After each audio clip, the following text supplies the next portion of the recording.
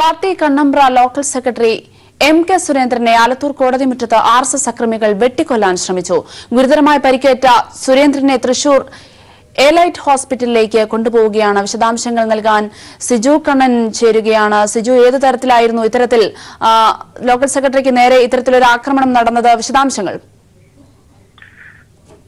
Christy, Palakkad Kannambra 1 local secretary MK സുരേന്ദ്രനാണ് വെട്ടേറ്റത്. ഇന്ന് രാവിലെ ആലത്തൂർ കോടതി വളപ്പിൽ വെച്ച് ബൈക്കിലെത്തിയ സുരേന്ദ്രനെ ബൈക്ക് ഇടിച്ച് വീഴ്ത്തിയ ശേഷം വടിവാള് കൊണ്ട് വെട്ടുകയായിരുന്നു. RSS പ്രവർത്തകനായ ശിവദാസനാണ് ആക്രമണം നടത്തിയത്. ഗുരുതരമായ പരിക്കേറ്റ സുരേന്ദ്രനെ ഇപ്പോൾ തൃശൂരിലെ സ്വകാര്യ ആശുപത്രിയിലേക്ക് കൊണ്ടുപോവുകയാണ്.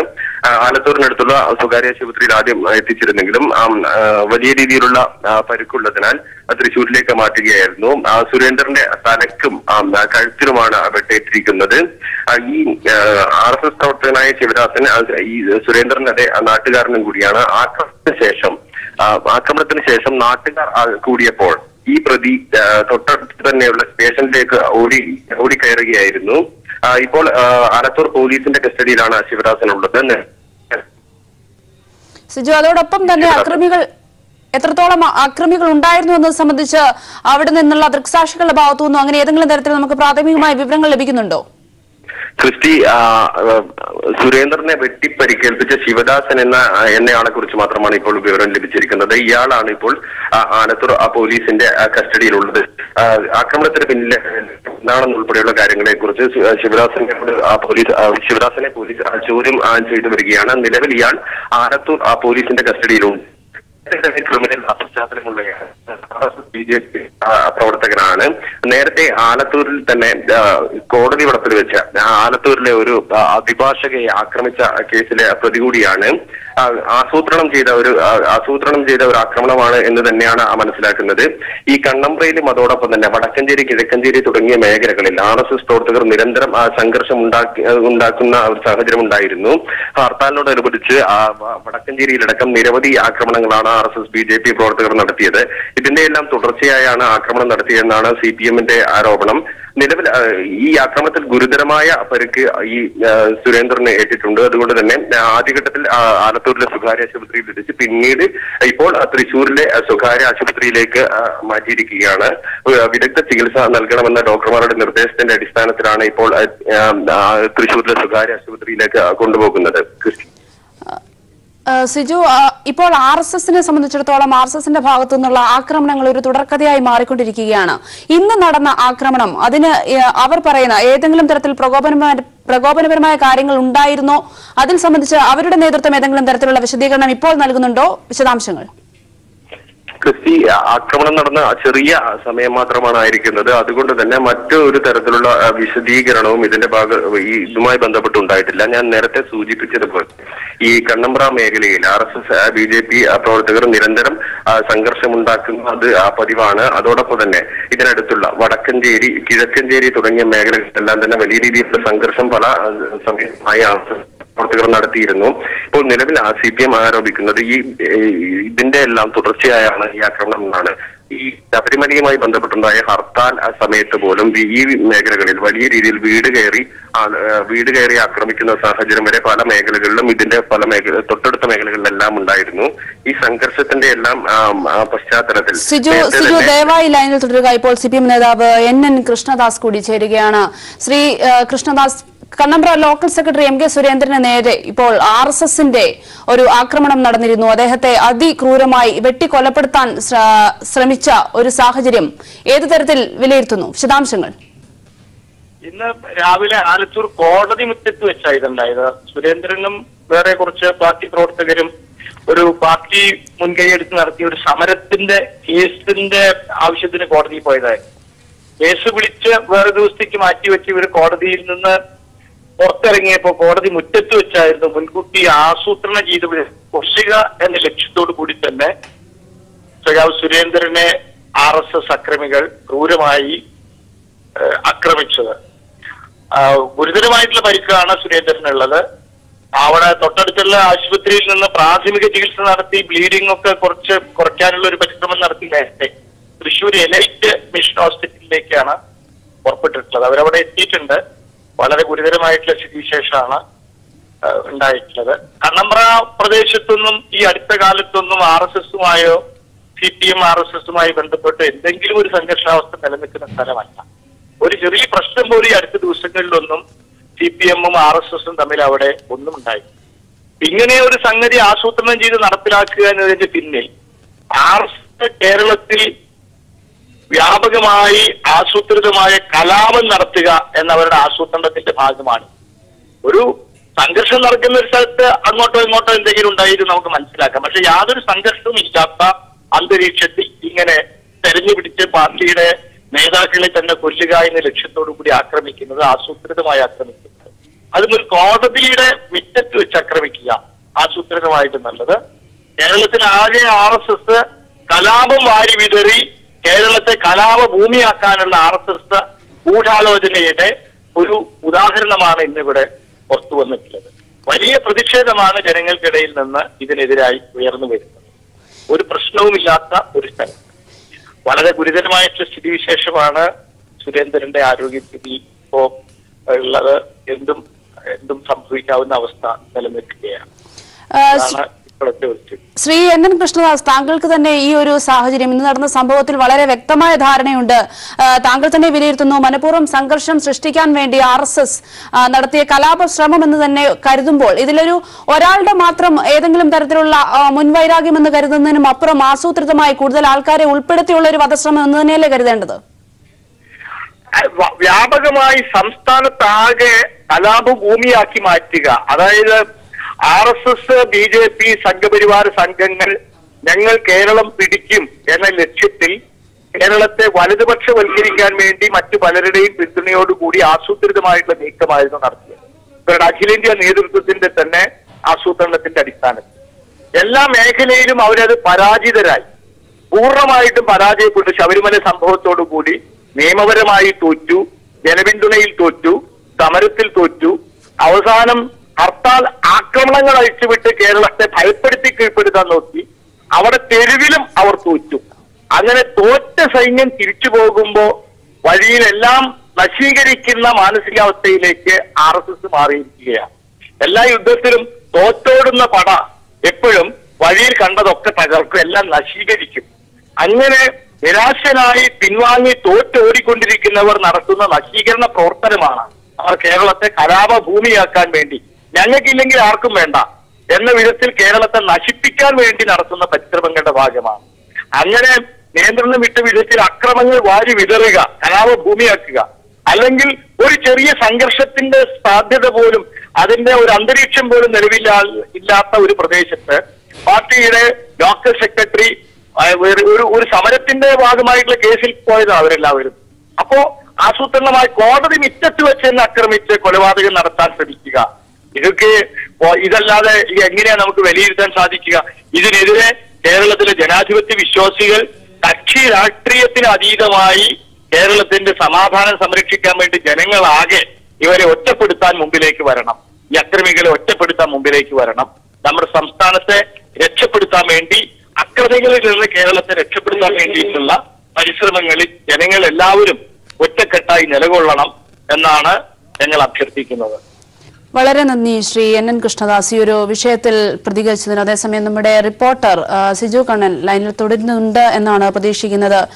സിജു, ഇപ്പോൾ NN കൃഷ്ണദാസും ഈ ഒരു ആക്രമണത്തെ, RSSന്റെ ഈ ഒരു അക്രമ രാഷ്ട്രീയത്തെ വിലയിരുത്തിയത് തോറ്റവന്റെ നിരാശ എന്ന് തന്നെയാണ്. അതും കോടതി മുറ്റത്ത് വെച്ച് ഇത്തരത്തിലൊരു RSS ആക്രമണം നടന്ന സാഹചര്യം, നിലവിലെ സാഹചര്യം, ഇപ്പോഴും സംഘർഷാവസ്ഥ തുടരുന്ന ഒരു സാഹചര്യമുണ്ടോ? എങ്ങനെയാണ് വിശദാംശങ്ങൾ? ക്രിസ്റ്റി, NN കൃഷ്ണദാസ് സൂചിപ്പിച്ചതുപോലെ നിലവിൽ ഈ കഴിഞ്ഞ ദിവസങ്ങളിലൊന്നും എടുത്തു പറയത്തക്ക രീതിയിലുള്ള സംഘർഷം CPMഉം അതോടൊപ്പം തന്നെ RSSO അല്ലെങ്കിൽ BJPയുമായി ബന്ധപ്പെട്ട ഈ മേഖലയിൽ ഉണ്ടായിരുന്നില്ല. കൃത്യമായി ആസൂത്രണം ചെയ്ത് നടത്തിയ ഒരു കൊലപാതക ശ്രമമാണ് ഇത് എന്ന് തന്നെയാണ് CPM ഇപ്പോൾ ആരോപിക്കുന്നത്. ഈ നിരവധി ആളുകളുള്ള കോടതി വളപ്പിൽ വെച്ചാണ് ആക്രമണം നടന്നത്. കോടതിയിൽ മറ്റൊരാവശ്യത്തിനായി എത്തിയ സുരേന്ദ്രനെ ബൈക്ക് ഇടിച്ചു വീഴ്ത്തിയ ശേഷമാണ് ഈ ആക്രമിച്ചത്. സുരേന്ദ്രന് നിലവിൽ ഗുരുതരമായ പരിക്കേറ്റിട്ടുണ്ട്. തലയ്ക്കും അതോടൊപ്പം തന്നെ കഴുത്തിനുമാണ് പരിക്കേറ്റിരിക്കുന്നത്. ആദ്യഘട്ടത്തിൽ ആലത്തൂരിനടുത്തുള്ള സ്വകാര്യ ആശുപത്രിയിൽ എത്തിച്ചു. പിന്നീട് ഡോക്ടർമാരുടെ നിർദ്ദേശത്തിന്റെ അടിസ്ഥാനത്തിൽ വിദഗ്ധ ചികിത്സ ആവശ്യമാണെന്ന നിർദ്ദേശത്തിന്റെ അടിസ്ഥാനത്തിൽ തൃശൂരിലേക്ക് എത്തിയിരിക്കുകയാണ്.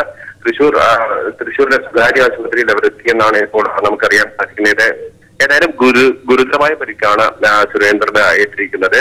നിലവിൽ ഈ പോലീസ് സ്റ്റേഷനിലുള്ള ശിവദാസനെ വിശദമായി ചോദ്യം ചെയ്തു വരികയാണ്. ഏത് തരത്തിലാണ് ഇങ്ങനെ മുതിർന്നത് എന്നുൾപ്പെടെയുള്ള കാര്യങ്ങൾ വിശദമായി ചോദിച്ചറിയുകയാണ്. ഏതായാലും സമാധാനം നിലനിൽക്കുന്ന സ്ഥലത്ത് കലാപമുണ്ടാക്കുന്ന ലക്ഷ്യത്തോടു കൂടി നടത്തിയ ആക്രമണമാണ് എന്നാണ് CPM ഇതുമായി ബന്ധപ്പെട്ട് ആരോപിക്കുന്നത്. Christy, party Kannambra local secretary MK സുരേന്ദ്രനെ ആലത്തൂർ കോടതി മുറ്റത്ത് RSS അക്രമികൾ വെട്ടിക്കൊല്ലാൻ ശ്രമിക്കുന്ന ഒരു സാഹചര്യമാണ് ഉണ്ടായത്. ഗുരുതര പരിക്കേറ്റ സുരേന്ദ്രനെ തൃശൂർ എലൈറ്റ് ഹോസ്പിറ്റലിലേക്ക് കൊണ്ടുപോവുകയാണ്. ഇതിന്റെ കൂടുതൽ വിശദാംശങ്ങൾ സിജു കണ്ണൻ റിപ്പോർട്ട് ചെയ്യുകയായിരുന്നു. RSSന്റെ അതിക്രൂരമായ രാഷ്ട്രീയ അജണ്ടകൾ മുന്നോട്ട് വെച്ച് പൊതുജനത്തെ, സാധാരണക്കാരെ ഇല്ലാതാക്കാൻ ശ്രമിക്കുന്ന വളരെ വ്യക്തമായ അജണ്ടകൾ മുൻനിർത്തിയുള്ള ഒരു ആക്രമണം എന്ന നിലവിലെ സാഹചര്യത്തെ വിലയിരുത്താൻ സാധിക്കുകയുള്ളൂ. കാരണം യാതൊരു വിധത്തിലുമുള്ള സംഘർഷാവസ്ഥ നിലനിൽക്കാത്ത ഒരു സാഹചര്യത്തിലാണ് ഇത്തരത്തിൽ RSS മനഃപൂർവ്വം സംഘർഷം സൃഷ്ടിക്കുന്നതിന് വേണ്ടിയുള്ള ശ്രമം നടത്തിയിരിക്കുന്നത്.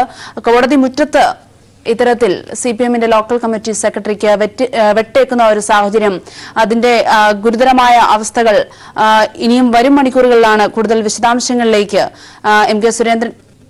MK സുരേന്ദ്രന്റെ ആരോഗ്യ നില സംബന്ധിച്ചുള്ള കൂടുതൽ വ്യക്തത വരും മണിക്കൂറുകളിൽ നമുക്ക് ലഭിക്കുമെന്നാണ് കരുതുന്നത്. വിശദാംശങ്ങൾ നൽകിയത് സിജുവാണ്.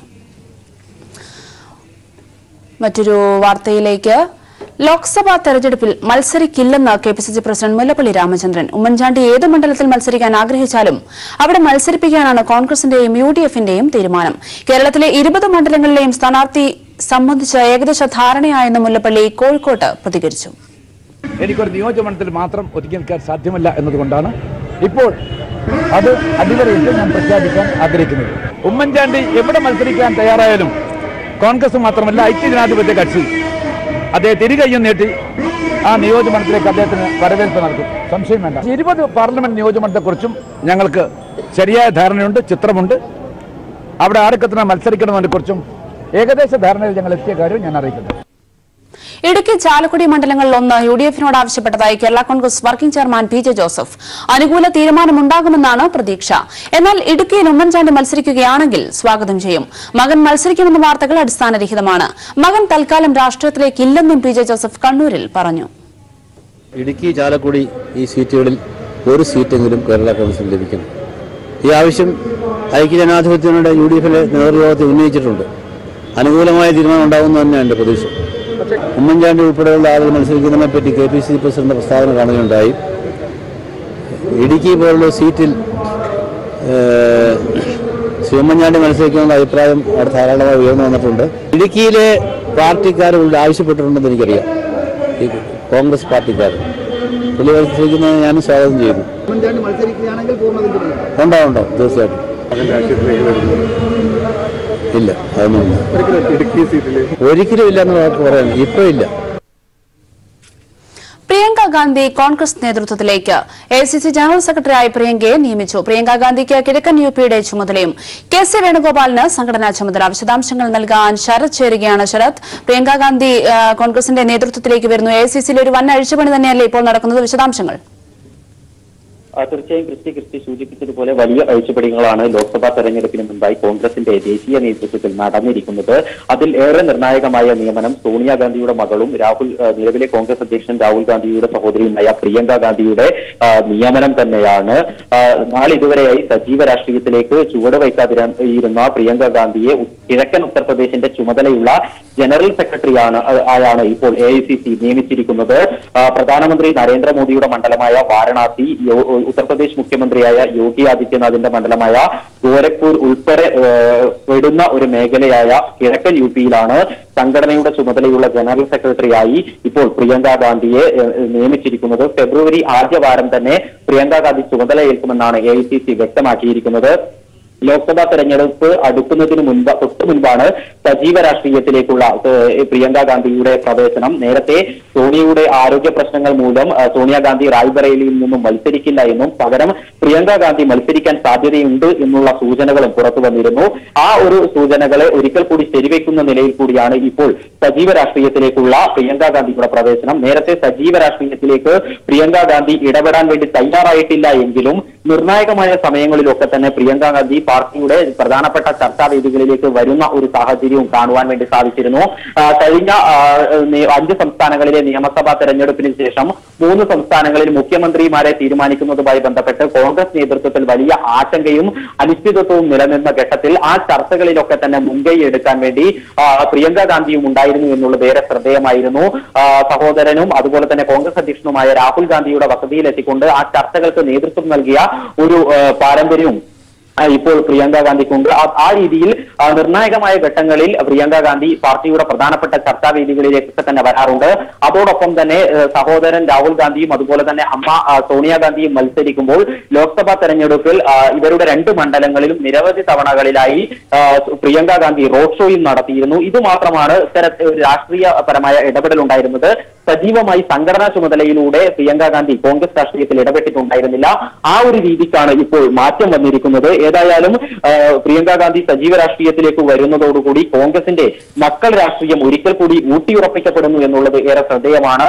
നേരത്തെ പ്രിയങ്ക ഗാന്ധി സജീവ രാഷ്ട്രീയത്തിലേക്ക് വരാത്ത സാഹചര്യത്തിൽ തന്നെയും ഭർത്താവായ റോബർട്ട് വദ്രയുടെ ഭൂമി ഇടപാടും അതുപോലെ വിഷയങ്ങളും ഒക്കെ തന്നെ ചൂണ്ടിക്കാണിച്ചുകൊണ്ട് ഗാന്ധി കുടുംബത്തെ ആകെ തന്നെ ആക്രമിക്കുന്ന ഒരു ഗാന്ധി കുടുംബത്തിന് എതിരായ പ്രചരണം നടത്താൻ BJP തയ്യാറായിരുന്നു. ആ ഒരു പ്രചരണം ഒരിക്കൽ കൂടി ശക്തമാവാൻ വേണ്ടി പോകുന്നു എന്നതിന്റെ കൂടി വ്യക്തമായ സൂചനയാണ് ഇപ്പോൾ. ലോക്സഭാ തെരഞ്ഞെടുപ്പിന് മുന്നോടിയായി AICCയിൽ വൻ അഴിച്ചുപണി. പ്രിയങ്ക ഗാന്ധി കോൺഗ്രസ് നേതൃത്വത്തിലേക്ക് തിരികെയാണ്. AICCയുടെ ജനറൽ സെക്രട്ടറിയായാണ് പ്രിയങ്ക ഗാന്ധിയെ ചുമതലപ്പെടുത്തിയത്. വിശദാംശങ്ങൾ നൽകിയത് ശരത്താണ്. തിരികെ വരാം ഒരിടവേളയ്ക്ക് ശേഷം. കോൺഗ്രസിന്റെ സ്ഥാനാർത്ഥി നിർണയത്തിൽ മുസ്ലിം ലീഗ് ഇടപെടാറില്ലെന്ന് PK കുഞ്ഞാലിക്കുട്ടി MP. അഭിപ്രായം ചോദിച്ചാൽ UDF-ൽ പറയും. 3ാമത്തെ സീറ്റ് ആവശ്യപ്പെടുന്നത് സംബന്ധിച്ച ചർച്ചകളൊന്നും മുസ്ലിം ലീഗിൽ ഇതുവരെ ഉണ്ടായിട്ടില്ലെന്നും PK കുഞ്ഞാലിക്കുട്ടി മലപ്പുറത്ത് പറഞ്ഞു. നിങ്ങൾക്ക് തന്നെ അറിയാലോ, ഈ കാര്യങ്ങളിലൊക്കെ കോൺഗ്രസ് ചർച്ച ചെയ്ത ഘട്ടത്തിൽ ഞങ്ങൾ അതിനെക്കുറിച്ച് അഭിപ്രായം പറയാറില്ല. ഞങ്ങളോട് ചോദിക്കുമ്പോൾ മാത്രമേ കാര്യങ്ങളെക്കുറിച്ച് അല്ലേ വജീദേ, ഞങ്ങളോട് ചോദിക്കുമ്പോൾ മാത്രമേ അത്തരം കാര്യങ്ങളെക്കുറിച്ച് ഞങ്ങൾ അഭിപ്രായം പറയാറുള്ളൂ. UDF തലത്തിലൊരു വിഷയം വന്ന് UDF ഘടകകക്ഷികളോടൊക്കെ ചോദിക്കുമ്പോൾ ഞങ്ങൾ അഭിപ്രായം പറയാം. അല്ല, അത് പറയേണ്ട ഘട്ടത്തിൽ പറയേണ്ട വേദിയിൽ പറയണമെങ്കിൽ ഞങ്ങൾ പറയും. ഇപ്പോ നിങ്ങളോടില്ല, അത്രയുള്ളൂ. ഓക്കെ. മൈനിംഗ് നിർത്തിവെച്ചുകൊണ്ട് കമ്പനി പൂട്ടിക്കാനാവില്ലെന്ന് മന്ത്രി EP ജയരാജൻ പറഞ്ഞു. സീ വാഷിംഗ് നിർത്തിവെക്കണമെന്നായിരുന്നു സമരക്കാരുടെ ആവശ്യം. വിദഗ്ധ സമിതിയുടെ ശുപാർശ വരും വരെ അത് നിർത്തിവെക്കണമെന്ന് ഗവൺമെന്റ് അവർക്ക് വാക്ക് നൽകിയിട്ടുണ്ടെന്നും മന്ത്രി പറഞ്ഞു. വലിയ സംരംഭം. ആ സംരംഭത്തിൽ അവിടെ 2 സിസ്റ്റങ്ങളാണ്. ഒന്ന് സീ വാഷിംഗ്, അത് കടലിൽ നിന്ന് അരിച്ചു വരുമ്പോൾ തന്നെ അത് സംഭരിച്ചു കൊണ്ടെടുക്കുക. പിന്നെ ഉള്ളത് ഇൻലാൻഡ് ഡീപ്പ് ഈ കുഴിച്ചെടുത്തുകൊണ്ടുള്ള മൈനിങ്. പിന്നെ അവിടെ ഏതെങ്കിലും ബുദ്ധിമുട്ടുണ്ടെങ്കിൽ പറഞ്ഞാൽ അത് പരിഹരിക്കലല്ലേ വേണ്ടത്. എന്താ അവിടുത്തെ ആലപ്പാട് നിവാസികൾക്ക് ഇന്ന് ബുദ്ധിമുട്ടുണ്ട്, പരിഹരിക്കാൻ സന്നദ്ധമാണല്ലോ. അയ്യാറിന് സന്നദ്ധമാണ്. ഇത് കേന്ദ്ര ഗവൺമെൻറ് ഒരു സ്ഥാപനമാണ്. അവിടെ ഇപ്പോൾ തൊഴിലാളികളൊക്കെ ഈ മൈനിങ് നടത്തണമെന്ന് പറഞ്ഞുകൊണ്ടുള്ള ഇതിലേക്ക് വന്നുകൊണ്ടിരിക്കുകയാണ്. പക്ഷെ ഞങ്ങൾ ഒരു കാര്യം എടുത്ത പ്രശ്നം ചർച്ച ചെയ്തു. ഏതെങ്കിലും ആലപ്പാട്ട് പ്രദേശത്തുള്ള ജനങ്ങൾക്ക് ഏതെങ്കിലും തരത്തിൽ ബുദ്ധിമുട്ടുണ്ടെങ്കിൽ അത് പരിഹരിക്കാം. അത് പരിഹരിക്കുന്നതിനുള്ള എല്ലാ നടപടികളും സ്വീകരിക്കാം. അതുകൊണ്ട് എക്സ്പേർട്സിനെ വെച്ച്, ഏറ്റവും സയൻറ്റിഫിക് എക്സ്പേർട്സിനെ വെച്ചുകൊണ്ട് പരിശോധിച്ചിട്ട് അതനുസരിച്ച് നമുക്ക് എല്ലാവർക്കും കൂടി ചേർന്നുകൊണ്ട് നടപടി സ്വീകരിക്കാം. ശബരിമലയിലെ യുവതീ പ്രവേശനത്തിന് പിന്നാലെ നടയടച്ച് ശുദ്ധിക്രിയ ചെയ്ത തന്ത്രിക്ക് ദേവസ്വം ബോർഡ് നൽകിയ നോട്ടീസ് പിൻവലിക്കണമെന്നാവശ്യപ്പെട്ടുള്ള ഹർജി ഹൈക്കോടതി തള്ളി. ഹർജിക്കാരനായ തുറവൂർ സ്വദേശിക്ക് കേസിൽ ഇടപെടാൻ നിയമപരമായി അവകാശമില്ലെന്ന് ചൂണ്ടിക്കാട്ടിയാണ് നടപടി. അതിനിടെ പോലീസ് സുരക്ഷയും പ്രത്യേക സൌകര്യങ്ങളും ഒരുക്കണമെന്നാവശ്യപ്പെട്ട് കണ്ണൂർ സ്വദേശി രേഷ്മ നിശാന്ത് ഉൾപ്പെടെ 4 യുവതികൾ നൽകിയ ഹർജി പരിഗണിക്കുന്നത് ഹൈക്കോടതി 4 ആഴ്ചത്തേക്ക് മാറ്റി. ശബരിമലയിലെ യുവതി ദർശനത്തെ തുടർന്ന് പരിഹാരക്രിയ നടത്തിയ തന്ത്രിക്ക് ദേവസ്വം ബോർഡ് കാരണം കാണിക്കൽ നോട്ടീസ് നൽകിയത് ചോദ്യം ചെയ്ത് സമർപ്പിച്ച ഹർജിയാണ് ഹൈക്കോടതി തള്ളിയത്. ഹർജിക്കാരനായ കൃഷ്ണ ശർമ്മ എന്നയാൾക്ക് കേസിൽ ഇടപെടാൻ നിയമപരമായി അവകാശമില്ലെന്ന് ഡിവിഷൻ ബെഞ്ച് ചൂണ്ടിക്കാട്ടി. തന്ത്രിയാണ് നേരിട്ട് കോടതിയെ സമീപിക്കേണ്ടതെന്നും ഹർജി തീർത്തും വ്യക്തിപരമാണെന്നുമായിരുന്നു ദേവസ്വം ബോർഡിന്റെ വാദം. ഇത് അംഗീകരിച്ചാണ് കോടതി നടപടി. അതിനിടെ പോലീസ് സുരക്ഷയും പ്രത്യേക സൗകര്യങ്ങളും ഒരുക്കണമെന്നാവശ്യപ്പെട്ട് കണ്ണൂർ സ്വദേശി രേഷ്മ നിഷാന്ത് ഉൾപ്പെടെ 4 യുവതികൾ നൽകിയ ഹർജി ഹൈക്കോടതി 4 ആഴ്ചത്തേക്ക് മാറ്റി. ശബരിമലയിൽ നിന്ന് സംഘപരിവാർ ഭീഷണി മൂലം ദർശനം നടത്താതെ മടങ്ങേണ്ടി വന്ന യുവതികളാണ് ആക്രമണം ഭയന്ന് സംരക്ഷണം തേടിയത്. അതേസമയം ശബരിമല യുവതീ പ്രവേശന വിഷയവുമായി ബന്ധപ്പെട്ട കേസിൽ കക്ഷി ചേരണമെന്നാവശ്യപ്പെട്ടുള്ള റെഡി ടു വെയിറ്റ് എന്ന സംഘടനയുടെ ആവശ്യം ഹൈക്കോടതി അംഗീകരിച്ചു. News bureau, Kochi. Kerala cooperative milk marketing ഫെഡറേഷന്റെ പുതിയ ചെയർമാനായി PA ബാലൻ മാസ്റ്റർ തെരഞ്ഞെടുക്കപ്പെട്ടു. മിൽമ സംസ്ഥാന ഡയറക്ടർ ബോർഡ് യോഗത്തിലാണ് തെരഞ്ഞെടുപ്പ് നടന്നത്. 6 വർഷമായി മിൽമയുടെ എറണാകുളം മേഖല യൂണിയൻ ചെയർമാനായി പ്രവർത്തിക്കുന്ന ബാലൻ മാസ്റ്റർ മിൽമയുടെ സ്ഥാപക നേതാക്കളിൽ ഒരാൾ കൂടിയാണ്.